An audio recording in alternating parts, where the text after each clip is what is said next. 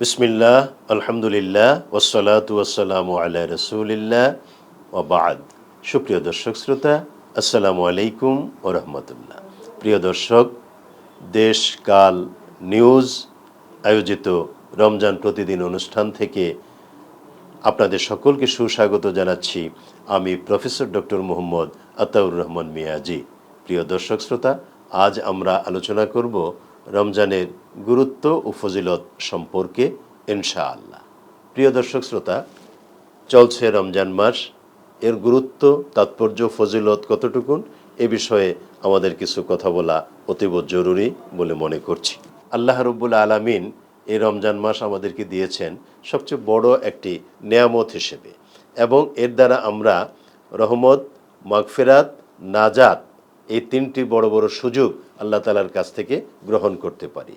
রাসূল করিম সাল্লাল্লাহু আলাইহি ওয়াসাল্লাম বলেছেন, রমজানের তিনটি দশকের প্রথম দশক রহমতের, দ্বিতীয় দশক মাগফিরাতের, তৃতীয় দশক জাহান্নাম থেকে মুক্তির বা নাজাতের। রাসূল করিম সাল্লাল্লাহু আলাইহি ওয়াসাল্লাম বলেছেন একথা যে যখন রমজানের চাঁদ উদয় হয়ে যায়, এক মাসের জন্য আল্লাহ রাব্বুল আলামিন জাহান্নামের দরজাগুলোকে বন্ধ করে দেন, জান্নাতের দরজাগুলোকে উম্মতের মুহাম্মদের জন্য অবারিত করে দেন, খুলে দেন, শয়তানকে শৃঙ্খলিত করেন, অর্থাৎ শয়তানকে বন্দি করে রাখা হয় যাতে করে কোনো রকমের কুমন্ত্রণা দিতে না পারে। অর্থাৎ একটা নির্মল সুন্দর জান্নাতি পরিবেশে উম্মতে মুহাম্মদী যাতে সিয়াম সাধনা অব্যাহত রাখতে পারে এক মাস, এজন্য আল্লাহ তাআলা এই পরিবেশ পরিস্থিতি বাস্তবতাটাকে আমাদের সামনে সেট করে দিলেন।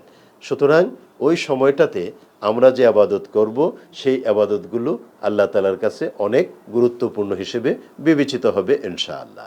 আল্লাহ রাব্বুল আলামিন হাদিসে কুদসিতে ইরশাদ করেন, আসসিয়ামু লি ওয়া আনা আজজি বি, রোজা আমার জন্য এবং আমি আল্লাহ তাআলা নিজে এর পুরস্কার দেব। সুবহানাল্লাহ। অন্য বর্ণনায় এসছে এইভাবে, আসসিয়ামু লি ওয়া আনা উজজা বি, অর্থাৎ আমার বান্দা আমার জন্য রোজা রাখে, সিয়াম সাধনা করে, এবং আমি আল্লাহ নিজেই তার পুরস্কার। সুবহানাল্লাহ। এক হাদিসে আল্লাহ বললেন, হাদিসে কুদসিতে, আমি আল্লাহ নিজে এর পুরস্কার দিব। অন্য বর্ণনায় বললেন, আমি আল্লাহ নিজেই তার পুরস্কার।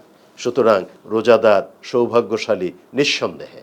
অতএব আমরা যেন রোজার এই গুরুত্ব, তাৎপর্য, ফজিলতগুলো উপলব্ধি করে এক মাস পূর্ণমাত্রায় সিয়াম সাধনা আদায় করতে পারি, পালন করতে পারি। মহান আল্লাহ তাআলা সেই তৌফিক আমাদেরকে দান করুন।